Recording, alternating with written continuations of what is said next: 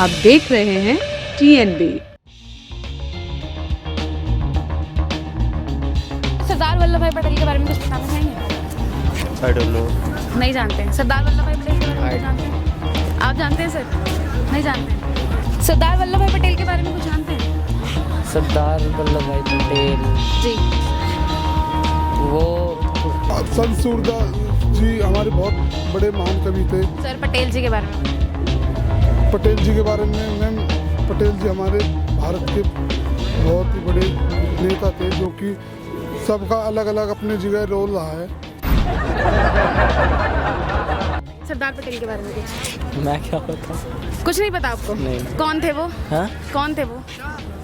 मैंने उनके बारे में पढ़ा नहीं है। मैंने उनके बारे में पढ़ा नहीं है।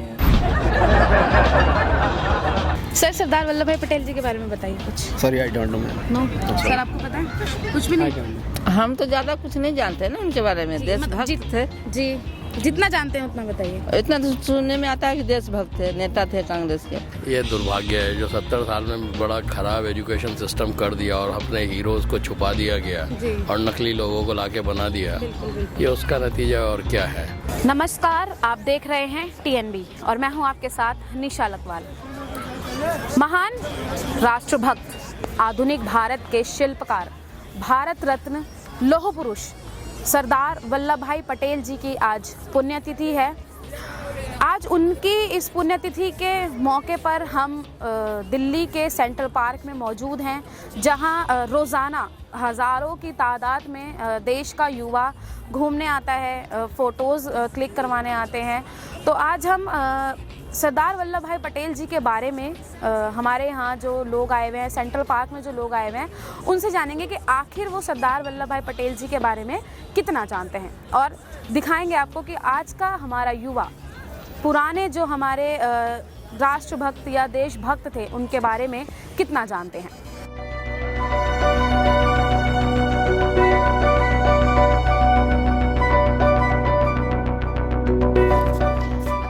सर सरदार वल्लभ भाई पटेल के बारे में कुछ बताना चाहेंगे?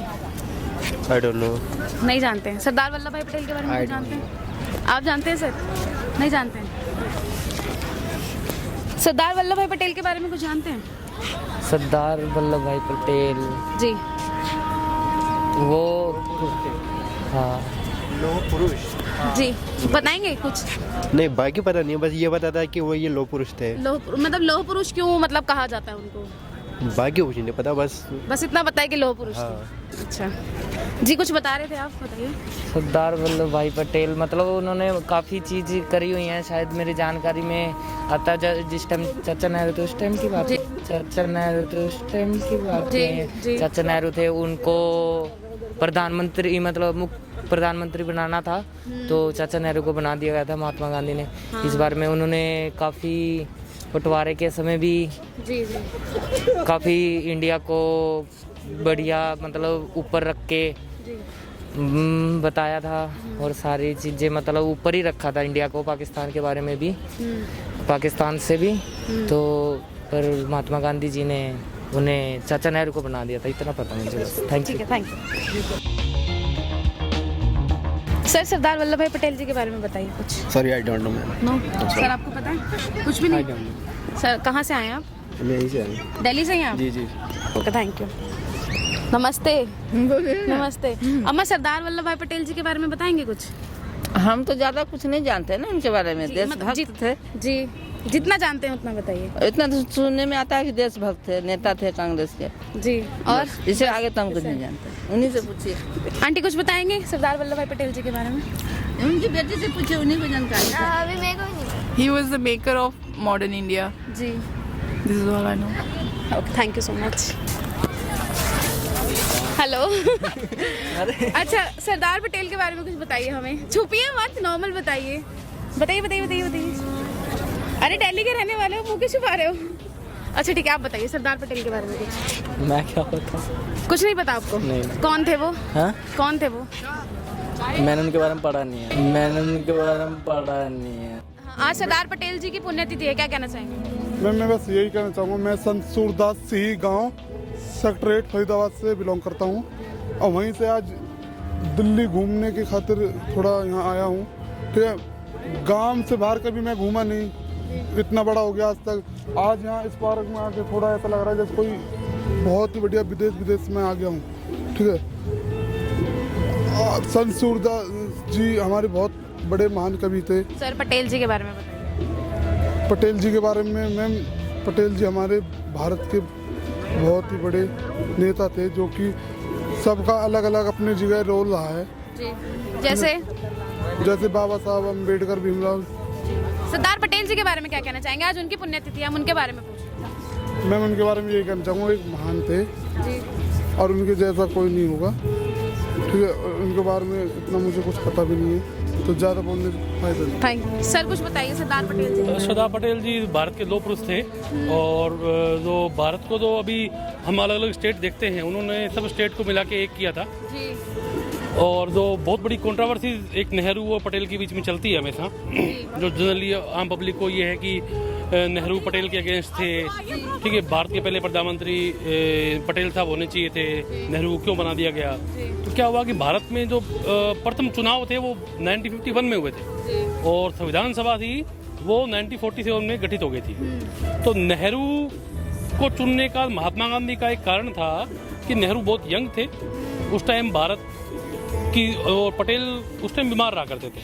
तो उनका ये विजन था कि भारत को लंबे समय तक एक ऐसा प्रधानमंत्री चाहिए जो कि स्वास्थ्य से सही हो। तो उन्होंने नेहरू को प्रधानमंत्री बनाया। अब नेहरू और पटेल के बीच में जो कंट्रोवर्सी चलती है कि ये बनने चाहिए थे या नहीं बनते, जैसे आरएसएस जो पटेल को बहुत जबरदस्त समर्थन करता है, तो आप ये देखिएगा कि पटेल के नाम पे जो सरदार पटेल बांध बनाया था नेहरू जी ने, ठीक है, कई medical college, Bikaner medical college Patel ji के नाम पे है। तो दोनों में बहुत अच्छी ट्यूनिंग थी, जो लोग कहते हैं वो। सेकंड थिंग कि पटेल का सबसे बड़ा रोल भारत को एक करने में था, सबसे बड़ा रोल था भारत को एक करने में था। अब एक चीज़ में पटेल साहब बहुत पिछड़ गए, ठीक है, तो जहाँ पे अम्बेडकर जी भारत के कानून मंत्री थे। पहले चुनाव भारत में 1951 में हुए थे। 1947 में भारत की प्रथम लोकसभा बन गई थी, संविधान, उसको ही संविधान सभा कहते थे। वो संविधान बनाती थी, तो कभी कभी वो लोकसभा में कन्वर्ट होती थी। वो पटेल साहब 1950 में पटेल साहब की डेथ हो गई, जो मतलब अपने को समझना चाहिए कि वो प्रधानमंत्री बनते तो बहुत एक शॉर्ट ड्यूरेशन के टाइम बनते।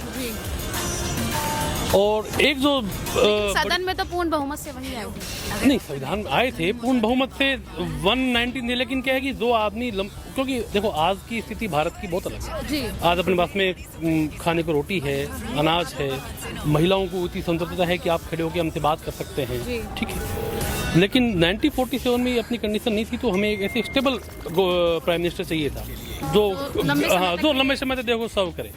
और एक अम्बेडकर की बात भी मैं बोलूँगा बीच में कि अम्बेडकर ने 1947 में एक हिंदू कोड भी लेके आए थे वो, कि उसमें औरतों को समानता दी जाए।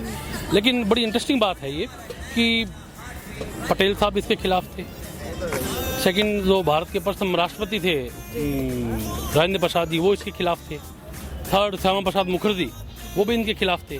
कि हिंदू कोड बिल में क्या था कि हिंदू औरतें थी वो शादी के बाद में उसका न तो पिता की संपत्ति पे कोई हक था और न ही पति की संपत्ति पे हक था। तो अम्बेडकर का जबरदस्त विरोध हुआ।